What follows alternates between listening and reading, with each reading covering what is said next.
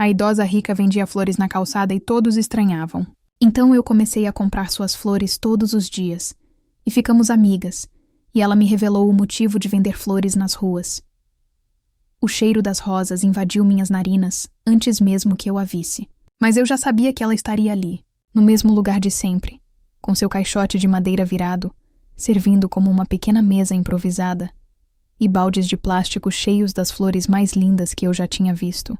Ali estava ela, Dona Amanda, com os cabelos brancos como a neve, presos num coque elegante que nem o calor do meio-dia parecia desmanchar. Suas mãos, apesar de manchadas pela terra e pelos espinhos, ainda exibiam as veias finas e a pele delicada de quem nunca precisou fazer um trabalho pesado na vida. E essa era a grande questão que pairava na cabeça de toda a cidade.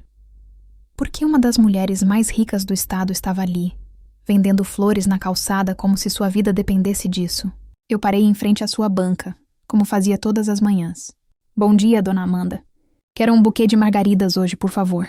As mais alegres que a senhora tiver. Ela ergueu o rosto, e seus olhos azuis, límpidos como um céu de verão, sorriram para mim. Luciana, minha querida, sabia que você viria. Separei as melhores para você.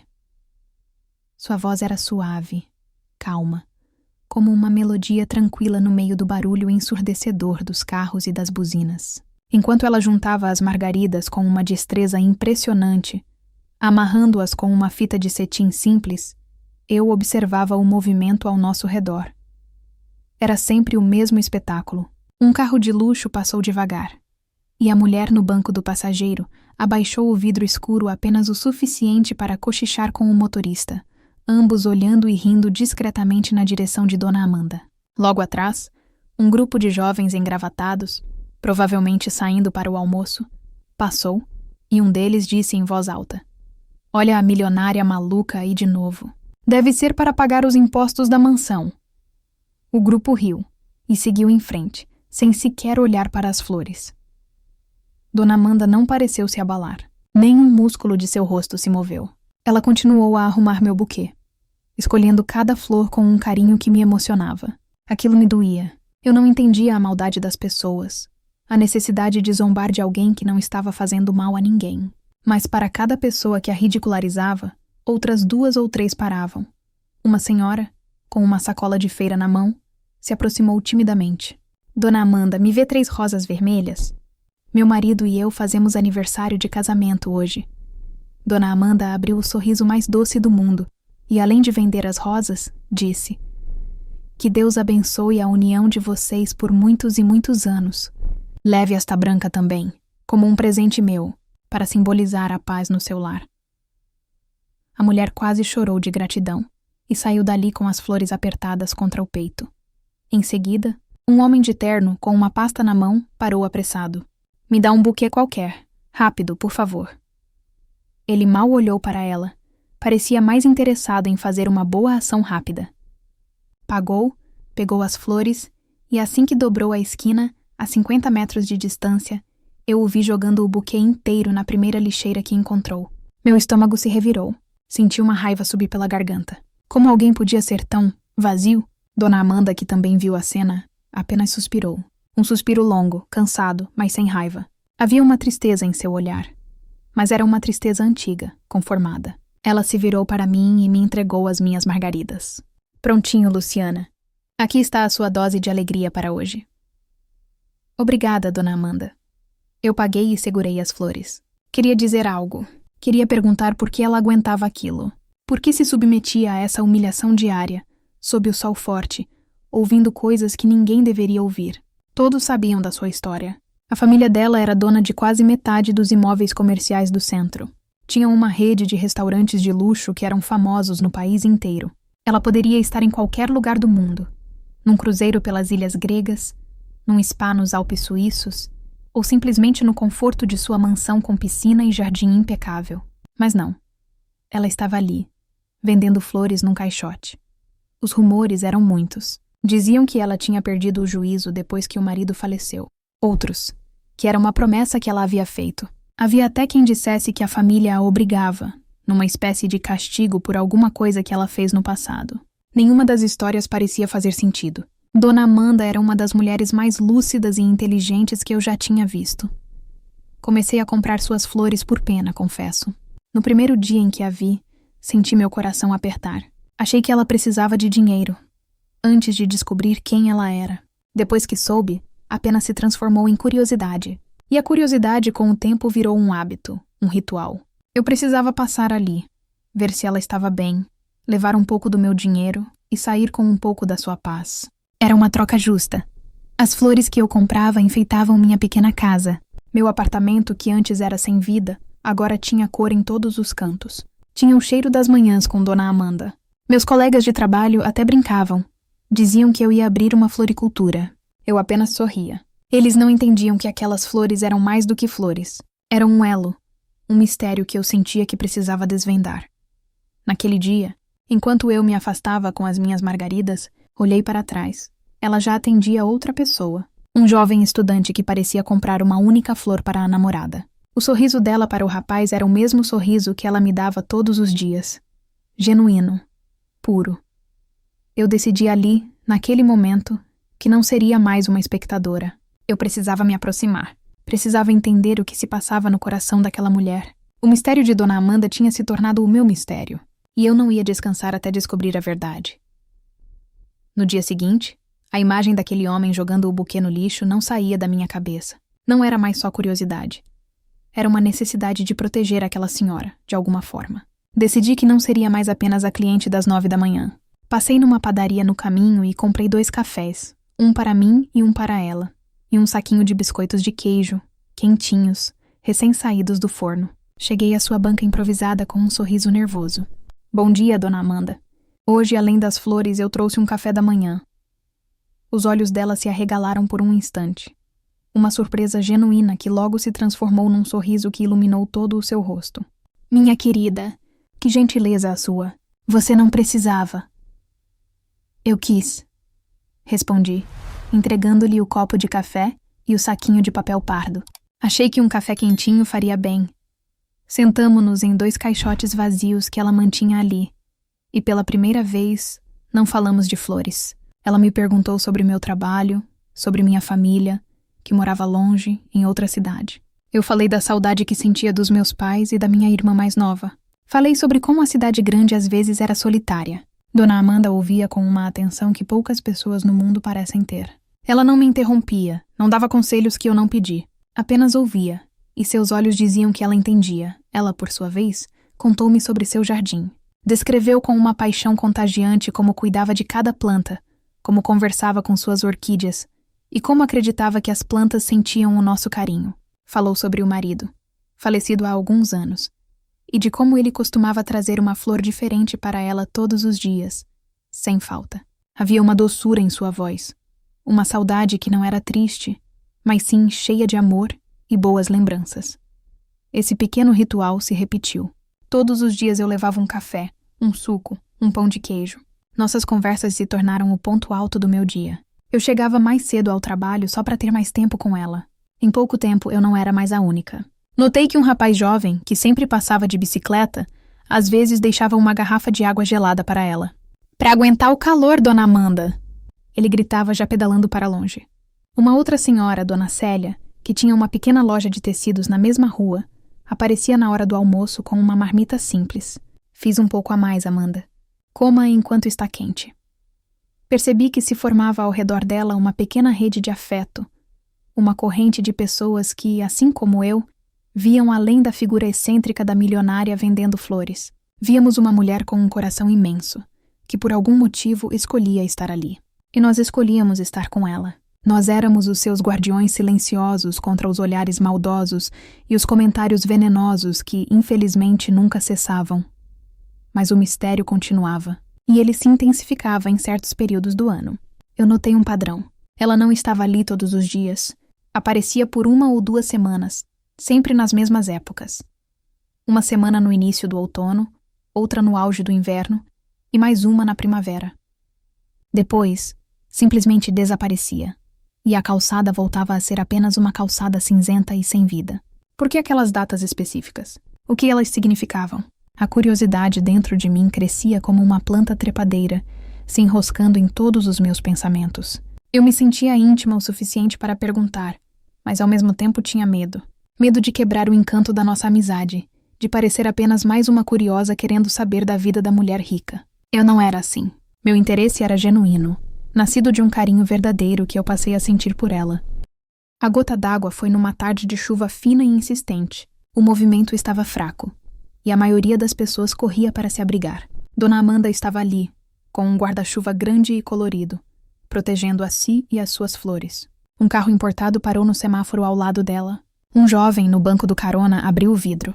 Eu pensei que ele fosse comprar flores, mas ele apenas gritou: "Oh, de casa! Não cansou de passar vergonha ainda? Vai pra casa, vovó!" E atirou um copo de plástico com o resto de um refrigerante na direção dela, que se espalhou na calçada molhada, a poucos centímetros de suas sandálias. Naquele momento, algo dentro de mim se quebrou. A raiva e a tristeza me subiram à cabeça. Fui até ela, com o coração batendo descontrolado. "Dona Amanda, vamos embora daqui. Por favor. A senhora não precisa passar por isso." Ela olhou para o copo no chão, depois olhou para mim. Seus olhos estavam marejados, mas ela mantinha a postura firme. "Calma, minha filha. Almas pequenas não podem ferir almas grandes." Mas eu vi em seu rosto o cansaço de uma vida inteira. "Não, Dona Amanda. Chega." Segurei em suas mãos. Elas estavam frias. "Eu preciso saber. Eu sei que não é da minha conta, mas eu me tornei sua amiga, e meu coração dói de ver isso. Por que a senhora faz isso? Por que, sendo milionária, com todo o conforto do mundo à sua disposição, a senhora se submete a isso nesses períodos específicos do ano?" As palavras saíram de uma vez, um desabafo desesperado de quem não aguentava mais ver a amiga sofrer. Ela me olhou por um longo tempo. O barulho da chuva parecia ter diminuído, e o mundo se resumia àquele nosso pequeno espaço sob o guarda-chuva colorido. Ela respirou fundo, como se buscasse as palavras certas em algum lugar muito distante dentro de si. Um sorriso melancólico, mas sereno, surgiu em seus lábios. "Luciana, você tem razão. Você é mais do que uma cliente, é uma amiga querida. E você merece a verdade." Ela ajeitou uma mecha de cabelo que a umidade havia soltado. "As pessoas veem a fortuna, a mansão, os restaurantes, mas ninguém conhece o começo de tudo." Ela fez uma pausa, e seu olhar se perdeu na rua molhada, como se enxergasse um filme que só ela podia ver. "Eu tenho uma grande fortuna." "Sim," ela começou, e sua voz era quase um sussurro. "Mas tudo começou bem aqui, nesta mesma calçada. Eu não vendia apenas flores. Eu vendia flores, doces e salgadinhos que eu mesma fazia de madrugada. Eu fiquei paralisada, o queixo caído, sem conseguir formular uma única palavra. Minha mente tentava processar aquela informação. Dona Amanda, a rainha de um império gastronômico, vendendo salgadinhos na rua? A resposta dela não tinha respondido à minha pergunta. Pelo contrário, tinha criado 1 milhão de outras. Eu estava completamente sem palavras. As palavras dela pairaram no ar úmido, misturando-se com o cheiro da chuva e da terra molhada. Eu olhava para seu rosto, para as linhas de expressão ao redor dos olhos e da boca, e tentava imaginar aquela mesma mulher, décadas mais jovem, naquele mesmo lugar, não como uma milionária disfarçada, mas como uma jovem mãe lutando para sobreviver. A imagem era tão poderosa e tão improvável que minha mente demorou a aceitar. A senhora começou aqui?" Gaguejei, sentindo-me uma tola por nunca ter imaginado algo assim. Ela assentiu, um movimento lento e deliberado. "Com muito menos do que isso," disse ela gesticulando para os baldes de flores. Eu tinha um cesto de vime. Nele eu carregava 6 buquês de sempre-vivas, que eu mesma colhia num campo baldio, alguns brigadeiros e coxinhas que passava a noite inteira preparando.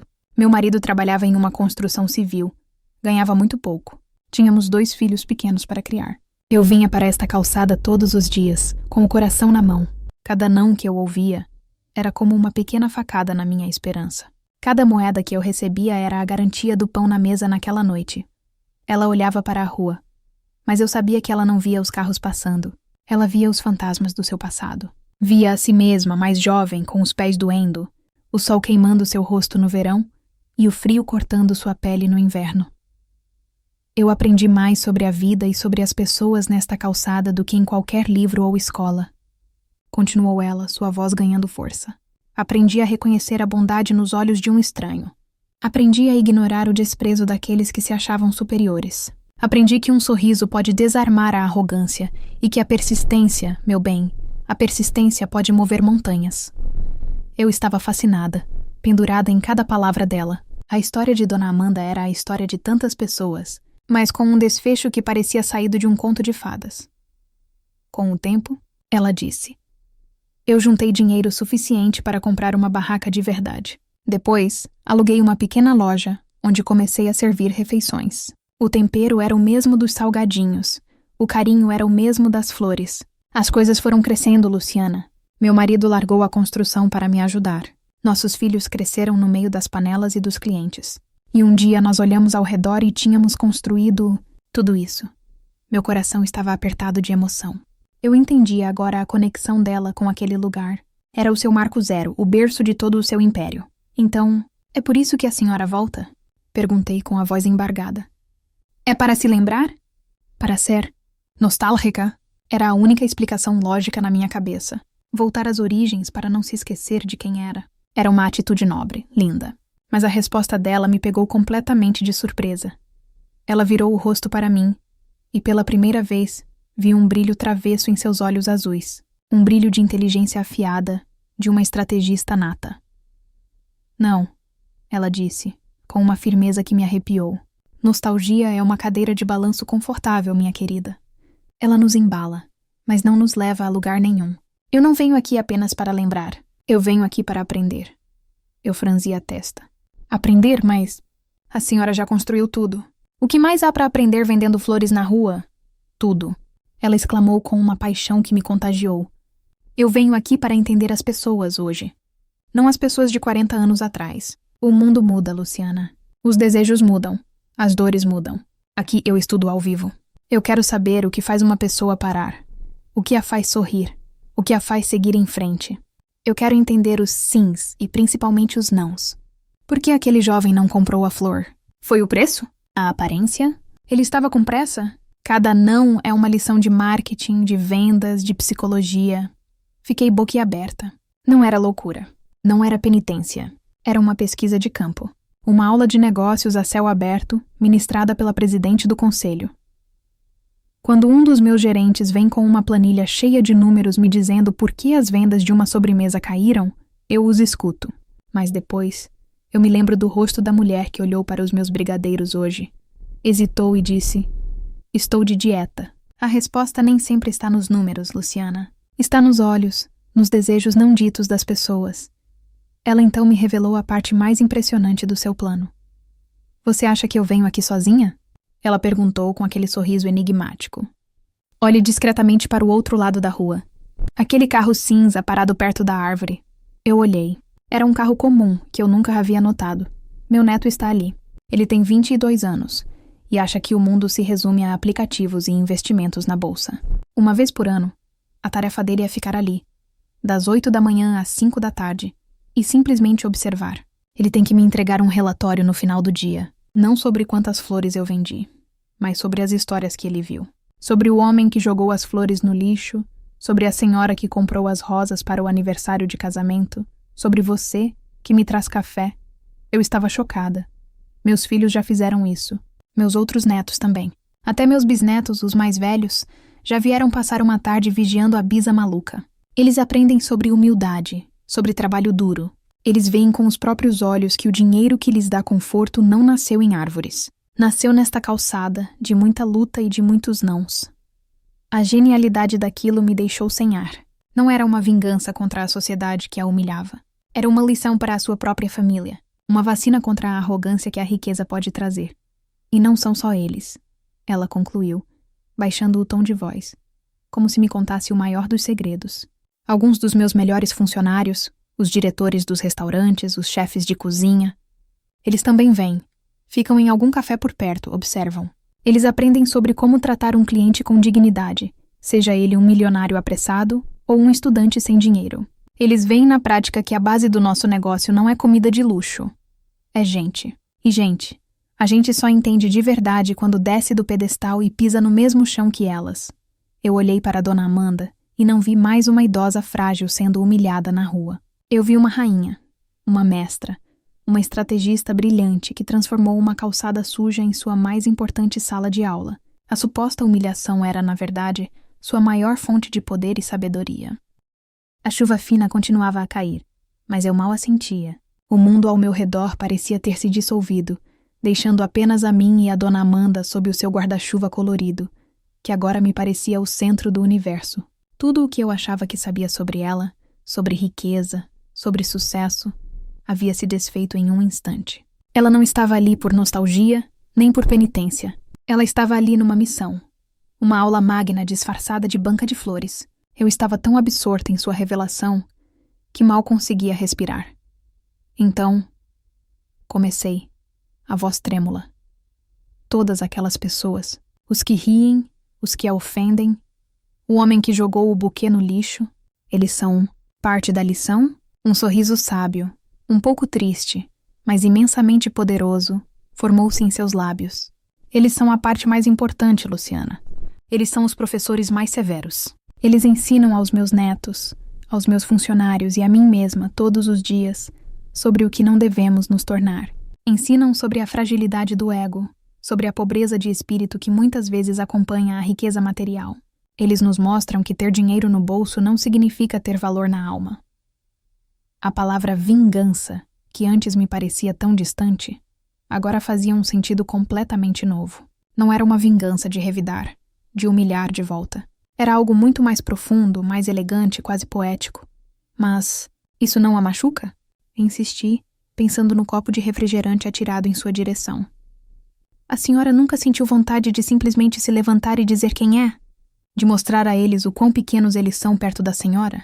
Ela pegou uma de minhas mãos entre as suas. Suas palmas eram ásperas do trabalho, mas seu toque era o mais gentil que eu já havia sentido. No começo, há muitos anos, sim. Eu chorava de raiva e humilhação. Mas um dia meu marido me disse algo que nunca esqueci. Amanda, não se rebaixe à altura da ofensa deles. A sua resposta não deve ser uma palavra. Deve ser a sua vida. A minha vingança, minha querida, não é gritar de volta. É o sucesso silencioso dos meus. É ver meu neto, do outro lado da rua, aprendendo a ser um homem decente, humilde e trabalhador. É saber que ele nunca jogará um copo em ninguém, não importa o quão rico ele se torne. Que vingança pode ser maior do que construir uma geração melhor do que a que te feriu? Naquele momento eu entendi. A verdadeira vingança de Dona Amanda era o seu legado. Era transformar o veneno do desprezo em antídoto para a sua própria família. Ela não estava se vingando daquelas pessoas. Estava se vingando da arrogância, da ignorância, da falta de empatia que elas representavam, garantindo que essas características não criassem raízes em seu próprio sangue. Era a superação em sua forma mais pura. Ela não estava apenas acima deles. Estava em um plano de existência que eles sequer sabiam que existia. Minha perspectiva mudou completamente. Eu olhei para a rua, para os rostos apressados e indiferentes, e não senti mais raiva. Senti uma espécie de pena. Eles passavam por aquela mulher, por aquela aula de vida, e não viam nada. Estavam cegos pela superficialidade, perdendo a oportunidade de aprender com a mestra que estava bem ali, oferecendo sabedoria em forma de flores. Nossa conversa foi interrompida. O mesmo carro de luxo que havia passado mais cedo, com o jovem que a ofendeu, parou no semáforo novamente. Meu corpo ficou tenso, esperando por outra agressão. O jovem no banco do carona olhou em nossa direção. Nossos olhos se cruzaram por um segundo. Ele parecia confuso ao me ver ali, sentada ao lado dela, conversando como velhas amigas. Ele não disse nada. Apenas deu um risinho de escárnio para o motorista e virou o rosto. Eu olhei para Dona Amanda. Ela não demonstrou qualquer reação. Apenas ajeitou um vaso de cravos com uma serenidade de monge. Segui seu olhar e, instintivamente, olhei para o carro cinza do outro lado da rua. Pude ver a silhueta de um jovem lá dentro. Ele não olhava para o agressor. Ele olhava para a avó. E em suas mãos, eu podia jurar que via a luz de um celular ou um pequeno caderno, onde ele anotava algo com uma expressão de profunda concentração. A cena foi uma revelação. O insulto do jovem rico não foi um ataque. Foi material de estudo.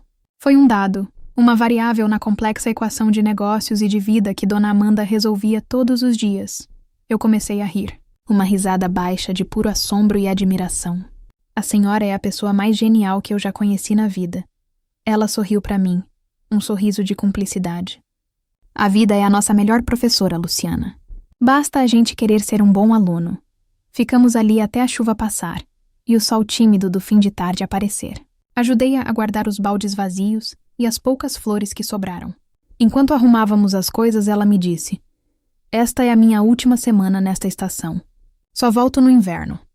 Senti um aperto no coração, a ideia de não ter mais nossos cafés da manhã. Mas não era uma despedida triste. Eu sabia que ela não estava desaparecendo, estava apenas mudando de sala de aula. "Eu estarei aqui quando a senhora voltar", eu disse com firmeza, com o café e os biscoitos de queijo. Ela me deu um abraço apertado, que cheirava a flores, a terra e a uma força que eu jamais imaginei existir. Quando me afastei naquele dia, com meu buquê de margaridas nas mãos, eu não era mais a mesma Luciana.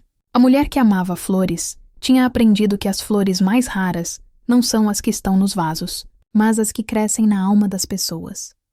A história da idosa rica que vendia flores na calçada deixou de ser um mistério estranho da cidade e se tornou, para mim, a mais bela parábola sobre poder, sabedoria e vingança. A vingança de Dona Amanda não era barulhenta nem cruel. Era silenciosa, paciente e incrivelmente construtiva. Era o jardim que ela cultivava no coração de sua família, regado com as lições aprendidas na dureza da rua.